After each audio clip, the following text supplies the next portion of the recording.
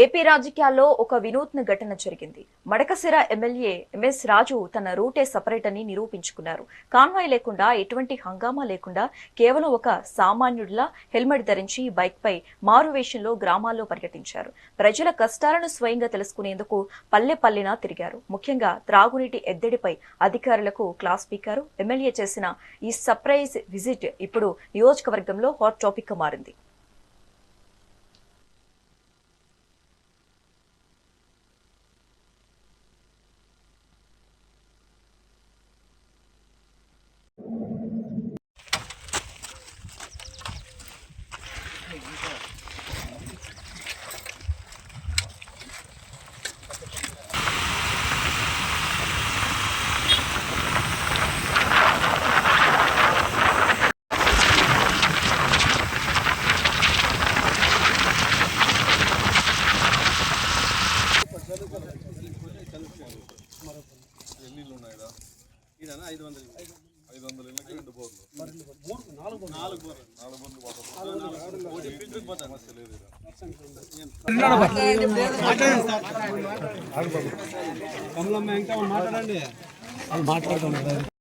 వాళ్ళందరూ మూపిచ్చేసి దౌర్జన్యంగా సంపులు వేసుకున్నారు.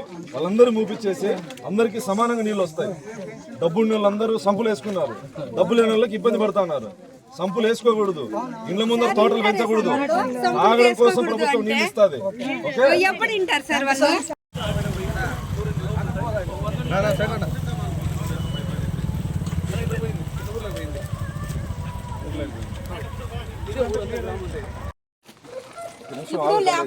నిమిషం ఆగమ్మా, నువ్వు బావి తవ్వుకుంటావు, బావికి నీళ్ళు ఇస్తారా?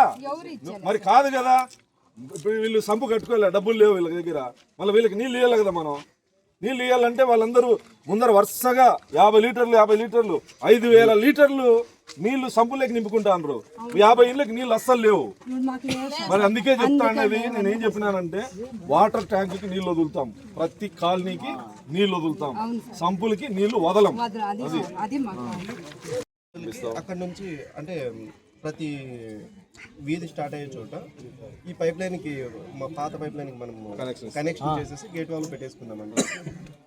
ఒక గంట సంపులకి కనెక్షన్ ఎట్లా ఇచ్చినారు? ఎవరు ఇచ్చినారు?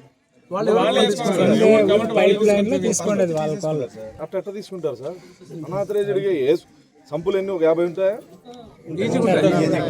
50 ఇండ్లకి సంపులు వేసుకొని, వాళ్ళకి డబ్బు ఉందని సంపులు వేసుకొని, ఆ సంపులు నిండేంత వరకు ఎన్ని లీటర్లు పడుతుంది వాటర్? ఒక సంపు 5,000 లీటర్స్ వాళ్ళు ఆక్యుపై చేసుకొని, మిగతా వాళ్ళకి నీళ్లు లేవంటే ఎట్లా ట్యాంకర్ నిండుతుంది? మళ్ళీ వీళ్ళే దౌర్జన్యంగా బిందెలు పెట్టి నీళ్లు లేదు, ఎమ్మెల్యే కనపడలేదు అని చెప్తారు. 2 బోర్లు వేయించినా కూడా ఫస్ట్ సంపులు ఆపండి, ట్యాంకర్కి వాటర్ వదలండి. ట్యాంకు వాటర్ వదిలి అన్ని కాలనీలకి సమానంగా నీళ్ళు వదలండి. బలవంతులు లేదు, బలహీనలు లేదు, డబ్బున్నోళ్ళు లేదు, డబ్బు లేని వాళ్ళు, అందరికీ సమానంగా నీళ్ళు ఇవ్వాలి. సంపులకి వాటర్ ఇవ్వద్దు. ఇళ్ళకి వాళ్ళు కాబడితే కనెక్షన్కి ట్యాప్ కనెక్షన్ కట్టి ట్యాప్ వేసుకోమని చెప్పు. సంపులు కాదు.